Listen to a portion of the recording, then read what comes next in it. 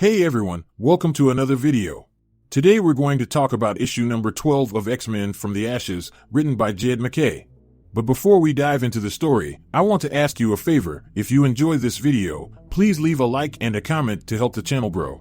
So with that said, this issue of X-Men opens up with a little bit of a flashback that takes place in Department H that explained what exactly happened to Alpha Flight following their mini-story in the Fall of X. And during this flashback, we see a female agent standing before her commanding officer, and as she stands there, the man states, "You've observed the prisoners/agents' arsenal and also studied their files. So please, tell the council, what do you make of them?" Now to this, the woman with cold eyes answered the council's questions by saying, in short, Alpha Flight are heroes, but however, they are also criminals. Hence their incarceration. So where those two identities intersect is the key to this project.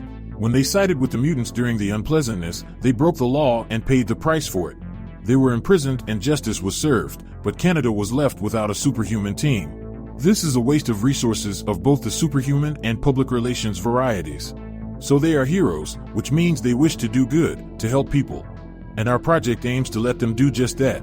And they are also criminals. Which also means they are at the mercy of the state and Department H. So with the Alpha Flight entirely under the government control, we then jump to the prison where the heroes are kept. And once there, the woman went on to list off each member by saying, James McDonald aka Guardian, was a born hero. And as a born hero, it cost him everything, including his life, more than once. Following Guardian, the woman followed up with Puck, and described him as a man with a long history who has seen and done everything. Then she went on to Snowbird and called her a living goddess of the north.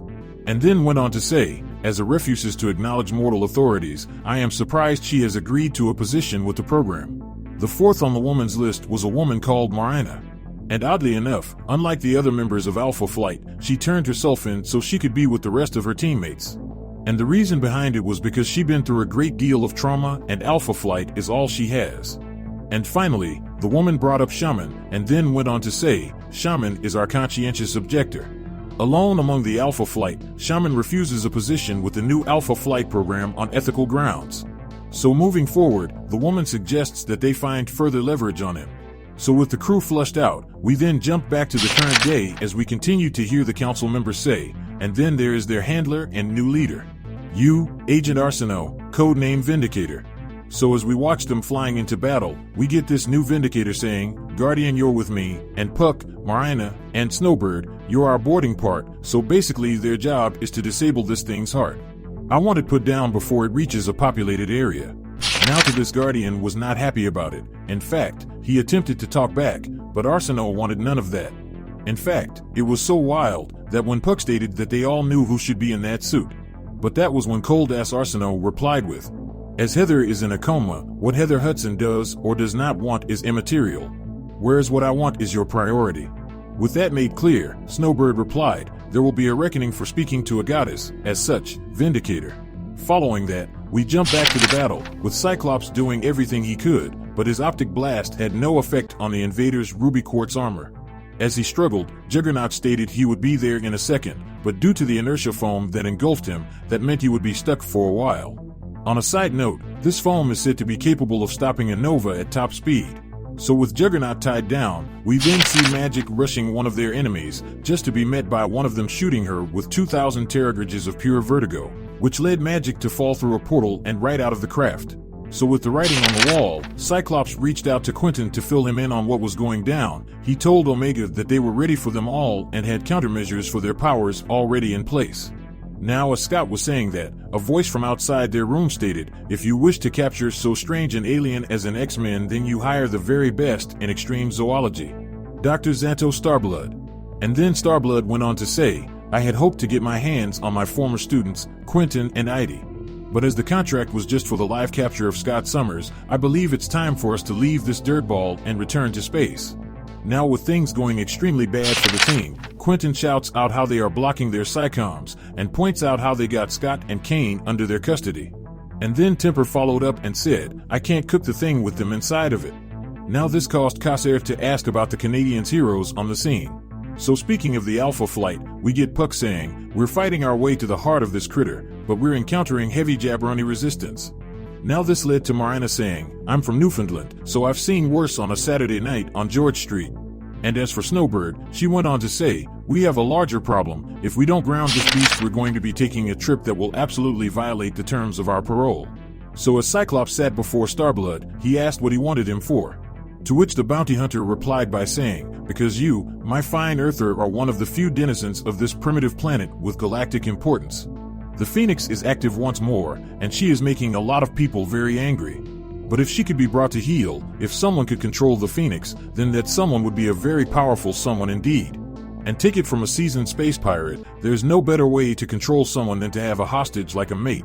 Following that, as the chase continues to escalate, Corsair tells Quentin to pull up, because they're going to escape the atmosphere to open a Stargate. So with things going down, Guardian also noticed that they needed to slow that ship down, which prompted the new Vindicator to contact the Marauder and ask what sort of energy projection capabilities do they have.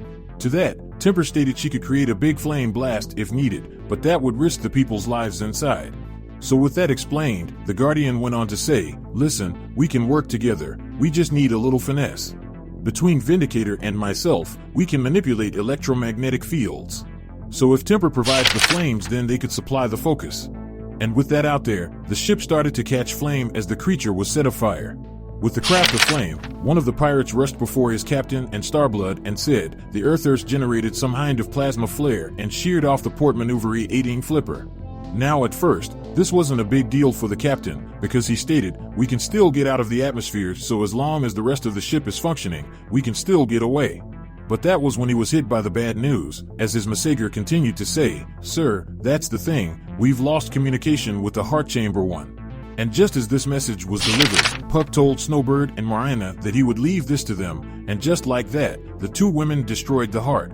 Now with that going down, the captain started to freak out as Cyclops joked about how they weren't getting off this rock after all.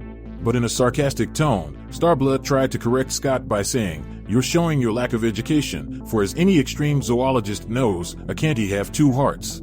But like a boss, Cyclops pulled an Uno reverse and said, "And you can't count, for you only handled 3 X-Men and there were 4 in my boarding party." And with that out there, we then see Psylocke with her sword at the ready as she dispatched not only the pirates but the heart as well. So with Psylocke completing her job, we then jumped outside the creature and watched Magic look on as the beast cried out its last breath as it died. So with the fish going belly up, Magic shouted out for the coordinates so she could get their people out of the ship. So with that explained, Quentin sent out the locations of her whole team plus the Canadian straight to Magic. And with that in hand, Magic did what she does best and snatched everyone out of harm's way, as on the next page, we see the defeated creature crashing into the snow down below. Now with the pirates defeated, before them stood the combined might of the X-Men and Alpha Flight. And let's just say that if this battle were to continue, it would be an overwhelming victory. So with that done, later on we jump over to the two team leaders sharing a conversation. And during this talk, Cyclops tells the Guardian, "You stood up for us, and you're still paying for it. All of Alpha Flight deserves better than this. Just say the word and the X-Men will break you out." And to that, the Guardian replied by saying, "No, we made our choice, and we knew what it could mean. And this is how we show them that they were wrong. As a fugitive, I'm nothing, but as the Guardian, as Alpha Flight, I'm a symbol."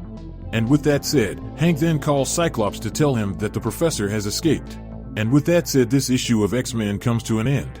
But anyway, down in the comment section below, let me know your thoughts about this issue and what predictions you could have moving forward. So with that established, I hope you enjoyed this video, and please don't forget to leave a like and a comment if you want to see more videos like this.